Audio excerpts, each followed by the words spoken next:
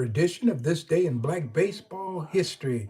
This is the December 16th, 2025 edition of This Day in Black Baseball History.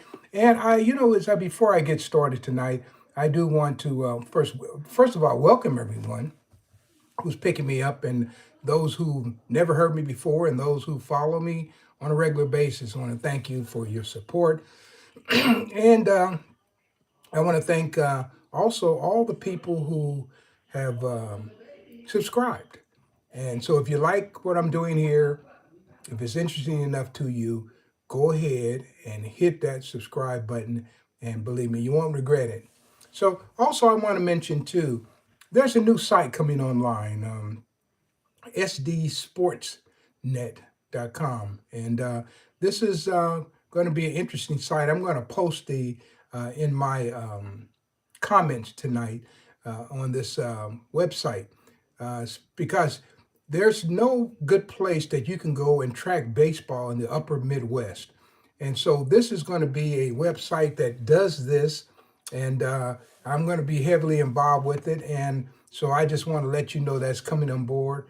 And it's, I might make sure I get it, sdsportsnet.com. I believe that's going to be the name of it. But if it's not, I'll come back on here tomorrow and I'll correct it. All right. So just want to let you know that if you go there, it's going to be a paid site, but you can go out and take a look at it. And it's going to be operated out of the upper Midwest. And so in the future, if you want to know about baseball in North Dakota, South Dakota, Omaha, and so parts of Nebraska, and through that area, Montana. And so there's got to be a place you can go. And over the years, I've gone and presented in places like Bismarck, North Dakota, Sioux Falls, South Dakota, been to Jamestown, and gone on into Canada through Estevan, and been to Minot and places like that. Hey, I've been a few places, guys, but there is always a lot of baseball history there that's not being told. I think most people will know about Satchel Paige being at Bismarck in 1935. However, there's more history up in that part of the country than you would ever imagine that relates to African American baseball, because they opened up their doors far earlier than they did down in other parts of the country, especially in the southern portion of the United States. So anyway, that's one place you might want to check, sdsports.com, okay? And so I just want to make sure that I'm putting the name correctly. I might double check on that one before I get out of here, okay? So anyway, let's go on to tonight, December the 16th edition, and let's see what we can discover tonight. And once again, this is what I do. So let's jump right in. And if you're following me from anywhere, go ahead and put in the city that you're following me from, because I may have something that I can tell you about your city related to African American baseball through my many travels over the years. So put your city, that's the most important thing for me. All right, so let's go to the first one. We're going to go to Iowa, December 16th, 1924. Police are investigating the death of George Jesse Jackson, a former member of the Chicago Union Giants. He was a pitcher, and he died after a blow fractured his skull in Dubuque, Iowa. And he was a leading pitcher for the Gilkerson Union Giants for the two previous years. And he spent his offseason there in Dubuque. And locally, he was employed by the J.A. Rasmussen's company. And so, yeah, some kind of way he fractured his skull. And the guy who was involved in that ended up getting, I think, 8 years. He pleaded guilty to manslaughter and went to prison for 8 years. And so for years, this story, I had run across this story many years ago, and as other people had. But a few years ago, I was in Dubuque, and one of the things they were going to do, they were going to have a memorial put at his burial place because there was no marker. And so they actually did that after I was in Dubuque. And I've actually been to Dubuque a couple of times. I remember the first time I went to Dubuque, I spoke there at 10 o'clock in the morning, And then I spoke at, I want to say maybe 2 o'clock. I spoke in Madison, Wisconsin. So I was one of those two city tours I used to do, especially uh, when I was touring. I would hit two cities. And if I got into that area, I was ready to work. So yeah, Dubuque is an interesting town. There's some great hills in Dubuque, and it's interesting. There's a lot of great baseball history there. And if you look out the window of the hotel I usually stay in, you can see the river there and see the importance of Dubuque and the separation from Wisconsin there. So a lot of great history there. And unfortunately, we have to tell you the story about George Jesse Jackson. But at least now, his monument, his burial site, does have a memorial there, a gravestone. All right. So that was the first fact here. So let's go to another one. December 16th, 1946. Walter Ball, famous pitcher for the Chicago Leland Giants and other teams, died in Chicago, Illinois. Hey, Walter Ball is one of my personal favorites. And because of Walter Ball, I have an axe to grind tonight. And I'll tell you why. And here's the reason why. These statistics that they're putting online, especially coming from Steamhead and a few other places, they just don't give the glory to the ball players. Actually, they're pretty bad. And no one ever signed up for this. And I remember years ago talking to John Hallway and telling John when he was trying to do the same thing that I didn't think it was a good idea. I still don't think it's a good idea to give these horrible statistics and then make people think that this is what this ball player achieved. And I'm going to use Walter Ball as an example, okay? So Walter Ball in 1912, he won 23 consecutive games. There was even a game where he was pitching, he was playing against the Chicago American Giants because they wanted him to continue the streak. They took him out of the game when he still had the lead late in the game. And of course, the American Giants came back and won the game, but he didn't get credit for the loss because he was out of the game. I think Dizzy Dismuse got credit for the loss. But anyway, they worked hard for him to get that 23 consecutive wins because at that particular time, I think the most of any guy that had in the American National League was 19 consecutive wins, if I'm correct. So that was Walter Ball. And along the way, he beat some really good teams. I made a few notes here. He beat the Cleveland Pelicans, and he beat Chicago American Giants twice, the Leland Giants. He beat the U.S. Leaguers. They were a team out of Chicago. He beat them several times. He beat the Ridgewood team in New York. Let's see, he beat the Memphis Tigers. And who else did he beat along the way? Beat the Royal Giants, Brooklyn Royal Giants. Beat the Kansas City, Kansas Royal Giants, or Kansas City, Missouri Royal Giants. He beat the West Baden Sprudels. And let's see who else. Okay, so he beat a lot of teams in getting to that 23 wins, right? Now, what the interesting thing is, if you go out to Seamheads, you go out to Seamheads where they have statistics, they have Walter Ball with a 6-5 record. Guys, that's horrible. That is horrible. No one ever signed up for this. This is what I say. If you're going to tell the history of the Negro Leagues, you can't cherry pick and say, well, okay, these are the games they played against black teams, so those are the only ones that matter. That's not the true history. The true history is what these guys did every single day. Everyone they beat meant something. Okay, so you're going to tell me that, okay, a home run I hit to beat some minor league team is not going to feel as good as a home run I hit to beat some black team. The truth of the matter is it all felt good. And so you need to record the entire history. That is my opinion of it. And if you don't do that, then you get these little tiny numbers that are not reflective of who the player really is. And that's a good example. Matter of fact, guys, if you're joining me, be sure and tell me where you're from. I know got a lot of people saying hello, but not telling me where you're from, okay? So anyway, I'm going to keep it going because I think we need a statistical revolution. That's what needs to happen, not what's happening now. And guys, because this is the history of my people and it's being distorted. And I don't appreciate that. And so I've tried to do some other things. I have a book, a series, and it's called Phil Dixon's American Baseball Chronicles, where I highlight and talk about the team every game through the entire season.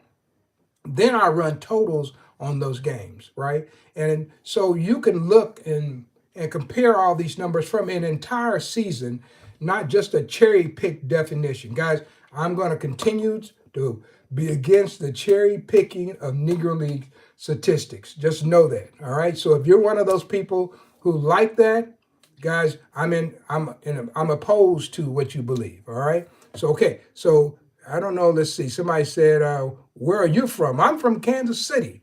You probably heard of the Negro Leagues Baseball Museum. Well, I'm a co-founder of that museum. All right. And, hey, and I want to point out something else too. Show you how crazy these statistics get online. I'm finishing up doing some editing on my book on the 1905 Philadelphia Giants, a revived edition that I'm going to put out. But this just gives you a good example. Emmett Bowman, 1905, won probably 40 games. I think I've been able to document about 38 of those wins.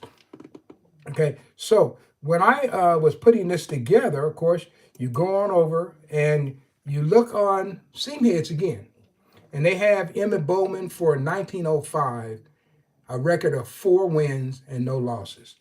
What a joke. What a simply a joke. Let me tell you how much of it is a joke. I'm just going for his April and May. And then you tell me what you think. All right. So I'm looking at April. He beat Newark of the Eastern League 5-3, pitched a 6-hitter. All right. He beat Norwich of the Connecticut League, pitched an 8-hitter. And of course, he ended up beating, let's see, he beat, who I want to, do I want to pick? I don't want to say, who do I want to say else he beat? And this is in the first month because he goes on, he beats the All Independents, Phillipsburg, Murray Hill. In that first month alone, just April, he had 1, 2, 3, 4, 5. He had 6 wins, and 2 of those were against minor league teams in the month of April. However, they give you a 4-0 record for his whole year. Guys, the guy probably won 40 games. Like I said, if a few box scores I just couldn't find to prove it, but I ended up with a 38-39 victory. So I know that he won 40. Same thing with Frank Wickware in 1910. He won 40 games. These guys were putting up big numbers, but because of the racism in America, this is what they had to face. And so now here we are 100 years later, and people are still trying to hold them down to the same racist ethics that happened 100 years ago. And I refuse to let that happen on my watch. So guys, it's time for a baseball statistical revolution in the Negro Leagues. It's time. And I'm hoping that there's some people out here willing to do the work to make the change. And let me give you one last example. All right. Somebody asked me, did Josh Gibson hit over 800 home runs? I don't believe he did. But I can tell you this. Let me take one season, the 1931 season. If you go out to Seam Heads, and this is not just Seam Heads. I'm picking on Seam Heads, but I can go to many places. They show Josh Gibson hitting 9 home runs in 1931. 9 home runs. Well, if you pick up my book, The Negro Baseball Leagues, the 1931 Homestead Grays, you'll see that I've documented 40 home runs. I document where he hit them, the date he hit them. And so guess what? This is not the number I'm pulling out of my head. I'm showing you where he hit them, who he hit them against, black pitchers, white pitchers. I'm showing you every game that he hit the home run. It's very detailed, but it's telling the whole story. And recently, you got some guys, they're trying to rewrite that book. And I'm kind of interested if they're going to try to do some things that I did not do. And so anyway, I'm looking forward to seeing that. However, Josh Gibson, he hit a lot of home runs, but I'm not exactly sure if he had 800.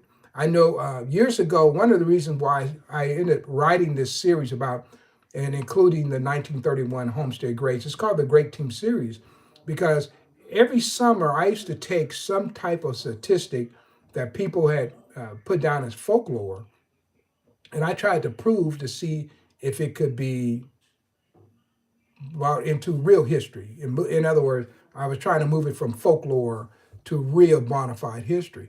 And so one of the early things I did was look at Josh Gibson, reportedly 72 home runs in 1931. That was printed quite a bit. And if you Google that now, you may see that somewhere.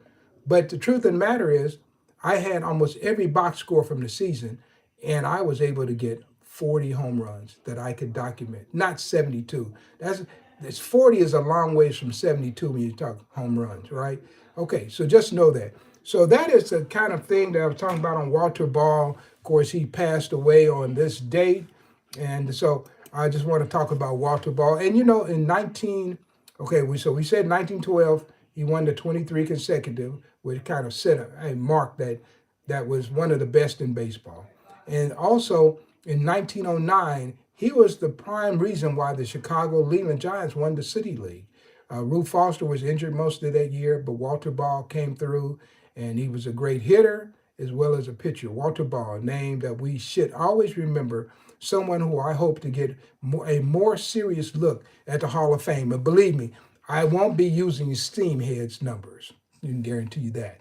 All right. Somebody says, can you tell me more about Hank Aaron? I will, but not tonight because I only have about 4 more minutes to go and I've got a couple of things I want to mention. Okay. However, stay with me and I get to Hank Aaron because what I do is I try to talk about Hank Aaron on a day that he achieved some feat that I need to talk about. All right. Then I get deep into Hank Aaron. All right. So how about December 16, 1934? Leroy Satchel Paige fanned 17 White Kings batters in the first game of a doubleheader at Los Angeles White Sox Park. Satchel Paige, 17 Ks. And the White Kings was sponsored by a soap company. They were part of 4 teams in the California Winter League, one team being black and the other teams being white, who were usually stocked with Pacific Coast League players or American National League stars. But Satchel Paige was just mowing them down. 1934, that was the year Dizzy Dean saw Satchel Paige. And when they talked to Dizzy, they said, who's the greatest pitcher you ever saw? He said, it's a colored boy named Satchel Paige. He said, if you could get him and me on the same team, we could win the pennant by the 4th of July and go fishing to the World Series stars. How about that? I need to get my fishing pole out after that story, right? Okay, that was Dizzy Dean saying that about Satchel Paige in 1934. And that was the year that Dizzy and his brother had won over 50 games for the St. Louis Cardinals. And Dizzy said that Satchel Paige fastball makes my fastball look like a change of pace. So he had a lot of respect for Satchel Paige, right? Okay, so that was Satchel Paige. Got one more for you. December 16, 1953, Vic Power is traded by New York's American League Yankees with Don Bowick, Jim Flanagan, Johnny Gray, Bill Reyna, and Eddie Robinson. So now let me tell you something about Vic Power, 1953. Okay, the Yankees trading him, but now he should have been your first black Yankee, New York Yankee. He was down in Kansas City, 1953. I think he hit 349. Should have had a shot. But guess what? The word on the street was Vic Power, black Puerto Rican, Victor Peyote. I remember talking to him. He told me what his real name was. Like white women. And so I remember talking to many people around Kansas City who were baseball fans. They said when he was around here in Kansas City, he'd drive around with his convertible and have some white women in the back. And I guess they didn't want that in New York. They wanted somebody going to be squeaky clean, right? So they traded Vic Power away. They traded a great first baseman away. And, of course, later on, the Yankees end up with Moose Skowron. But I tell you, Moose Skowron never won 7 consecutive Golden Gloves at first base. That was Vic Power. He ended up playing with other teams. Cleveland is one I think I picked him up with. But, yeah, Vic Power. And I had the pleasure of interviewing him. He came to Kansas City. I forget what the event was, but it was at Royal Stadium. And I had to hustle down to talk to Vic Power because I had heard so much about him. And I had a photograph of him playing in Puerto Rico, and he signed it for me, and I still have that in my collection. So guys, yes, these are some of the things that happened today, December 16th, um, 1924 through 1953. Of course, this is the December 16th, 2025 edition of This Day in Black Baseball History. So let me see if I have anybody tell me where they were from. People are asking questions. They want to know about Hank Aaron and Josh Gibson.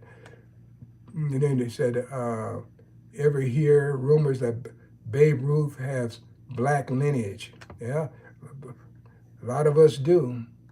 That's true. Hey, I've got white lineage. How about that one? Interesting thing, one of my relatives took the DNA test, and it came back, and this is my niece that took it, and it said that she was the fourth cousin, 4 times removed of Eisenhower. So I say, hey, I guess that makes me that's President Eisenhower's third cousin, 3 times removed. And if you look into the Eisenhower legacy, you'll find that his mother had some African American heritage. So I guess there's some truth there. So he was the president when I was born. So hey, when you start checking DNA, you'll be amazed what you find, right? So anyway, guys, that kind of does it for me tonight. I do want to make sure that I get this South Dakota sdsports.net. It could be sdsports.net. So guys, go look that one up. It's going to be a subscription to join that, but I'm going to send lots of articles there, and then they've got other people sending articles there, and there's going to be a lot of film footage and things you just can't find anywhere that occurred in the upper Midwest.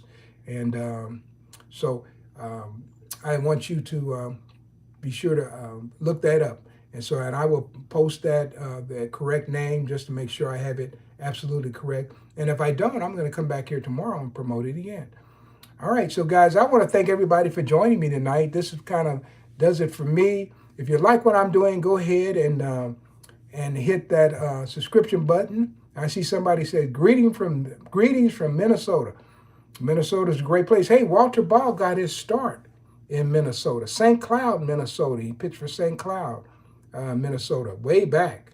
A couple of good guys pitched for St. Cloud. 2 of my favorite pitchers, Walter Ball, and the other guy was George Wilson, and they pitched there at the turn of the century. So Minnesota has some outstanding African American sports history, and so anyway. I'm thinking about Bobby Marshall. I've talked about him a lot lately. If you go back and listen to some of my broadcasts, Bobby Marshall was a great football and a great baseball player. And this guy played football till he was about 50 years old. And so he had a record I heard that surpassed George Blanda. How about this? And he played for a long time when I was a kid. And so anyway, that does it for me tonight. I'm just kind of rambling at this point. But I do want to thank everybody for joining. So I'll see you real soon with another edition of This Day in Black Baseball History. And I'm looking at tomorrow. Man, I've got some really nice things coming up tomorrow. And some names, once again, that aren't used or spoke of that frequently that you want to know about. Thank you, guys. Have a nice evening, and I look forward to seeing you real soon. You have a nice day. Bye.